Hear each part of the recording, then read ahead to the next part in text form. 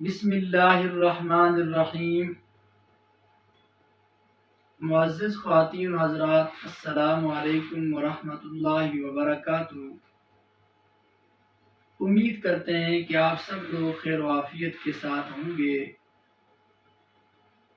اللہ کریم سے دعا ہے کہ اللہ ہم سب کو خیر و عافیت، امن و امان کے ساتھ رکھے۔ آج کی ہماری ویڈیو کا جو عنوان ہے وہ انسان کہ جسم کو ایک بیماری لگ جاتی ہے جسے خارش اور کھجلی بھی کہتے ہیں، اور یہ ایسی بیماری ہے کہ انسان اس بیماری کی وجہ سے سکون میں نہیں رہتا، اور کسی محفل میں بھی جاتا ہے تو بہت تنگ ہوتا ہے، بار بار جسم کو خارش کرنا۔ اور یہاں تک کہ میں نے ایسے مریض دیکھے ہیں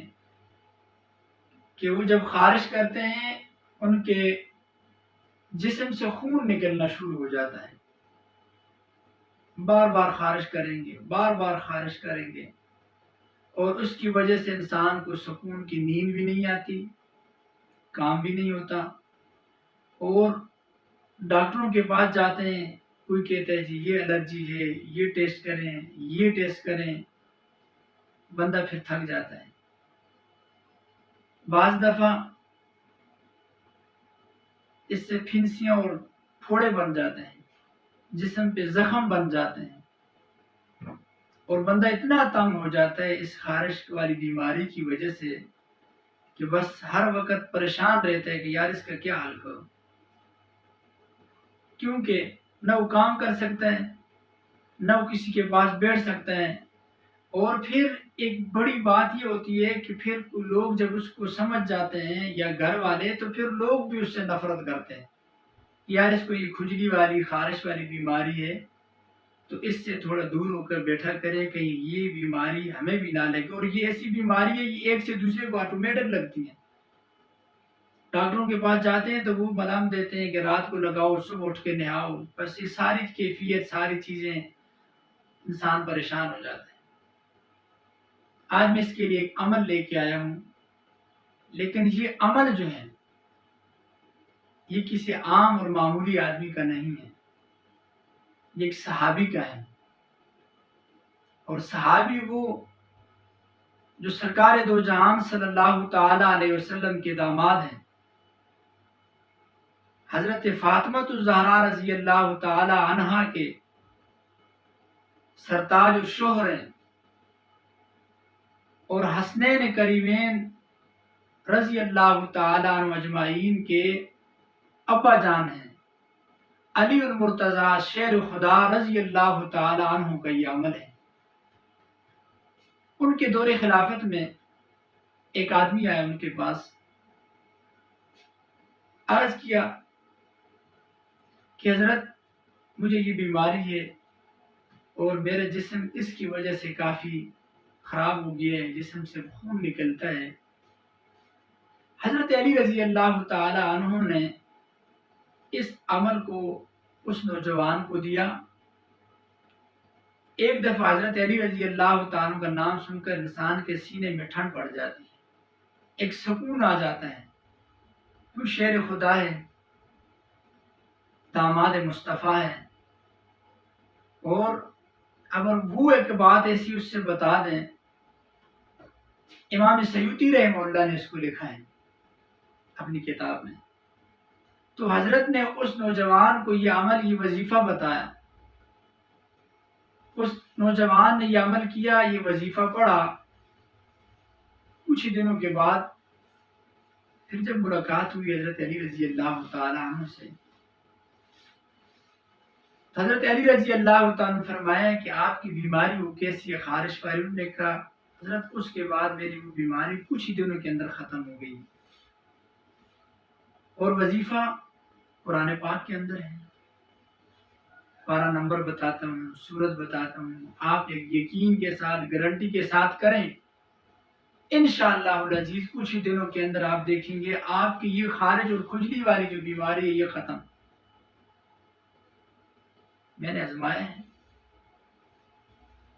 گھر میں آزمایا ہے، باہر لوگ آتے ہیں ان کو یہ وظیفہ دیا ہے، لکھ کے دیتا ہوں، بندہ خود نہیں پڑھ سکتا آ جائے میرے پاس، سرسوں کا تیل لے کے آئیں، ہر گھر کی ضرورت ہے، آسان طریقہ ہے، آپ لے آئیں، میں دم کر کے دیتا ہوں، اس تیل کو استعمال کریں، اور وظیفہ بھی پڑھ سکتے ہیں، وظیفہ بھی پڑھیں، تیل بھی استعمال کریں، یا پانی پہ دم کر کے اس وظیفے کو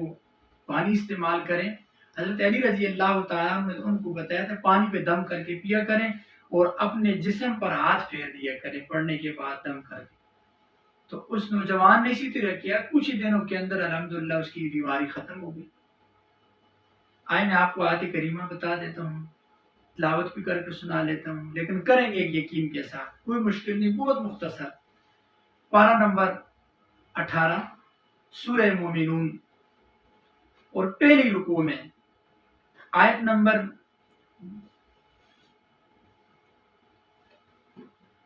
12 اور 13 کے درمیان میں یہ آیت ہے، اور آیت کا کچھ حصہ انہوں نے لکھا ہے قرآن مجید میں،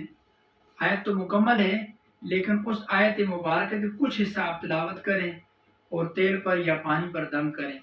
کم سے کم صبح فجر کی نماز کے بعد یا کسی بھی وقت میں 101 دفعہ اس وظیفے کو پڑھ لیں، انہوں نے یہ لکھا بھی ہے،